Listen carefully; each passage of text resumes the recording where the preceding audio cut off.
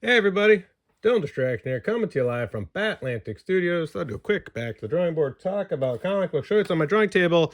Nuke Force on Kickstarter right now. We have hit goal. We are cruising on to stretch goals. So if you haven't yet, please go right now to the Kickstarter campaign and grab a reward level, because you could be the backer that pushes us to the first stretch goal. What is that first stretch goal, you might ask? That's a great question. The first stretch goal is unlocking Nuke Force issue 2. So every backer would not only get Nuke Force issue 1, they'd also get Nuke Force issue 2. That's right, I'm that generous, I know. I really want to unlock Nuke Force issue 2. And then maybe issue 3. So if you are already a backer, if you are already a backer, please consider increasing your pledge, and you will get extra bonus stuff, and you might be the person that helps everybody, every backer get extra bonus stuff. I love Nuke Force. It's my best work yet. I'm psyched to have it ready to go. I just need your help to get it printed and shipped and get it out to you. You're gonna get your rewards. I will make sure everybody gets everything that I've promised to them. I always deliver. And if I, for some reason, there's something that you haven't ever gotten from me, please reach out. Happy to make everybody happy. So please back Nuke Force right now on Kickstarter. Help us unlock the first stretch goal, which is unlocking Nuke Force issue 2. Right now here, I'm working on this sequence I've shown you in my sketchbook. So exterior shot, Nuke Force Island. We see Mr. Malto Major Grit. They're talking about how they can cure Mr. Malto of being a lava monster because he experimented on himself, turned himself into a lava monster. They come up to this containment warhead. Major Grit looks up. They talk about how there's a space monkey that they've experimented on inside, and like this goo. Mr. Malto, Major Grit talking about it. Major Grit goes over, hits the button, turns the switch. Lightning, let's see, foreshadowing, there's lightning. Lightning hits Nuke Force Tower, big explosion. The warhead containment unit blows open. They're covered in goo. Mr. Malto, Major Grit says, oh no, Mr. Malto says, oh no, look at that. Space Monkey's escaped. We see a silhouette of the Space Monkey. There he is. Space Monkey, Mutant Monkey. I forget what I call them. Meltdown Monkey? Something like that. So, boom. And then I'm going to hand it off. A buddy of mine is going to be doing 4 pages. More to come on that. Part of the anthology.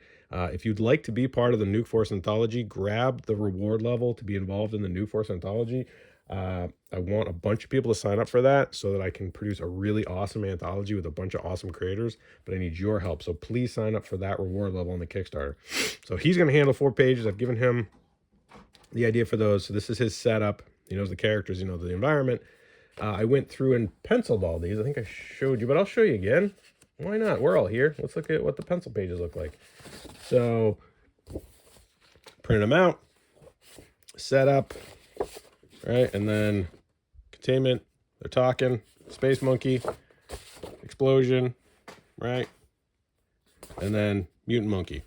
And what those look like when they're digitally inked and colored, they look like that and like that. So if you grab an original art reward level, you get the printout and the drawing. So these are going to go to backers. So if you're like, oh man, I'd love to get a printout of this anthology page from Nuke Force anthology, well, you're in luck. I've done the other 2 pages, so that one and that one. And what does this one look like when it's inked in color? Well, I printed it out. It didn't print out great. I'm running out of magenta. So I'm going to reprint this one. It looks wonky, but you get the idea.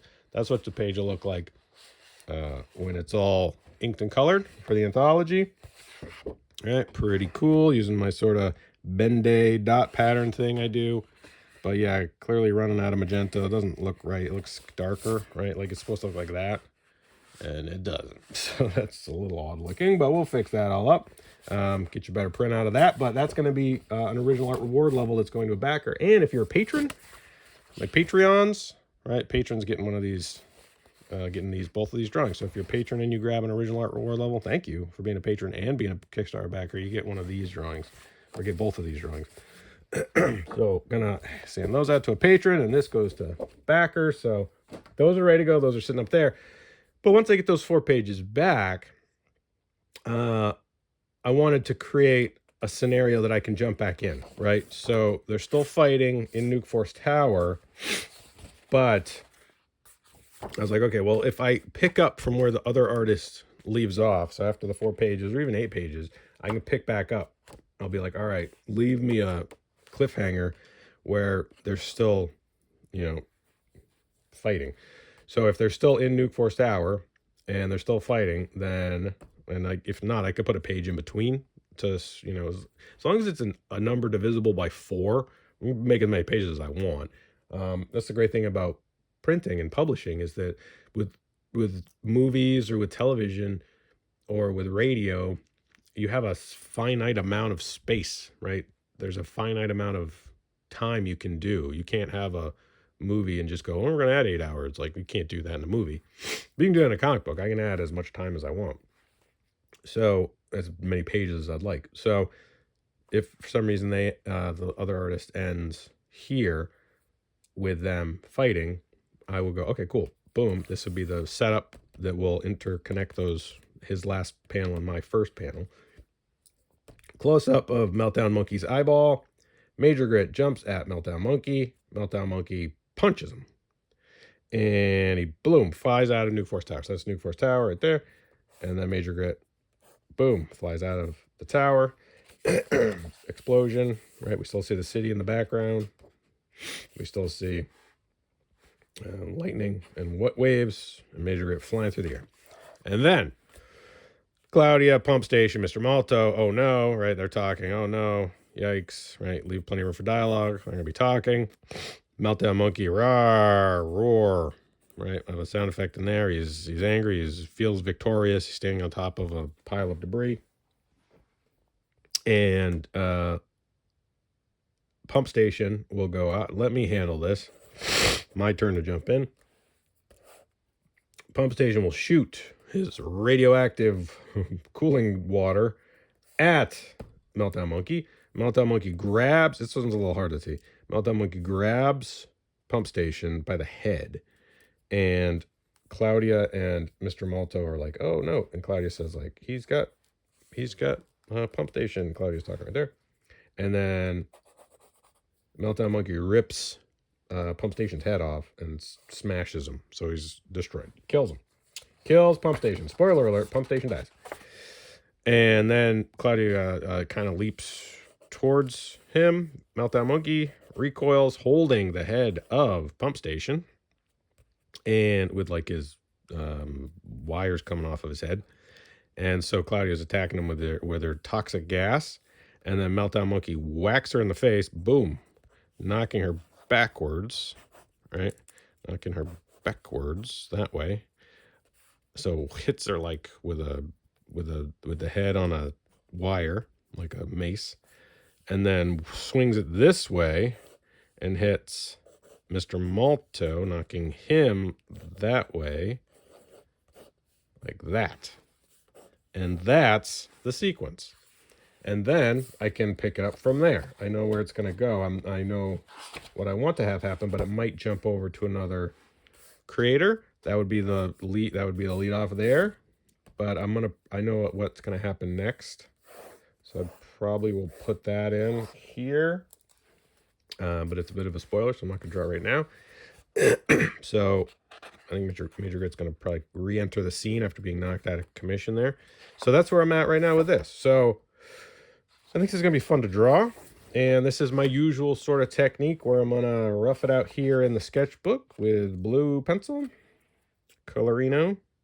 I like these quite a bit, and I go through a lot of graphite with these. I gotta get a refill, and then I will probably do some more roughing. You know what I probably will do now is scan them and then print them out on 11 by 17 and traditionally pencil them so that I have more original art to offer in the campaign, because I want to send all my backers that want an original drawing sequential pages. I mean, I love storytelling pages. I like, how all this kind of comes together. And I could go tighter here in the sketchbook. I have done that before. Like these ones, I went a little tighter. But honestly, I think if I just go right now to the full page, I think that'll make sense. I don't want to just kind of doodle away here in the sketchbook for something that I won't be able to give away or give to a backer. I'd rather have it be on 11 by 17. That'll also help me kind of get the proportions better. Because what I found with this was, which is fine, but these aren't 11 by 17 dimensions. So I had to kind of rework everything anyway. I didn't make them narrow enough, so I tried to make them narrower here because these are a little too square. So I'm like, well, this guy has to come in and this guy has to squeeze in and It didn't work compositionally for comic book proportions. It's slight, it's subtle, but you know, it's when I see it, it's like, well, if I like the idea of the sketchbook for ideas, I don't need the sketchbook to be finished work. So you'll see here, like, this is narrower than these. Not a big deal, no problem, easy to fix, but I might as well just go right to 11 by 17. Quit messing around, then that gives you something to watch. You can watch me draw these. That'll be fun, right? So I'll draw these, series of videos, and then these original 11 by 17 pencil drawings will be available in the Kickstarter campaign as backer rewards. So please go right now to the Kickstarter campaign. Help us unlock the first stretch goal. Super psyched to have Nuke Force on Kickstarter. Thrilled to have hit goal. Even just hitting goal is a massive achievement. You know, there are some projects that just never hit goal. And I have it's not an insurmountable goal. I feel like it's attainable, but I don't take it for granted. I realize that things are weird right now and there are challenges. So thank you to everybody that supports my work. So let's look at some books that I have next to my desk. This is The Spirit by Will Eisner. I don't know what volume this is. Clover Press, I guess, is doing these. An 80th anniversary celebration. I got this pretty inexpensively at the bookstore. So why look at Will Eisner's work? The brushwork. I love his brushwork. I love his storytelling. I love how he pushed the medium. Congratulations on all the Eisner Award nominees. I just saw that was released, so that's pretty cool. But like all this stuff, I just love this stuff. And I don't know how they I think these are recolored, possibly. There's some black and white stuff in here too. See if I can. So yeah, really great stuff, right? So and the other thing I love about Will Eisner's The Spirit is that he owns the rights to this, or his estate now owned the rights to the character. Like, he didn't have to work under the publishing publishers at the time. He was syndicated cartoonist, so he owned the rights, similar to how Schultz owns Peanuts, Watterson owns Calvin and Hobbes. Will Eisner owned The Spirit. And you know, as far as creator rights and creator ownership, I mean, that's what you want. You don't want to have to work on someone else's characters. You want to work on your own characters. Pretty cool stuff. I love all this brushwork. So fun.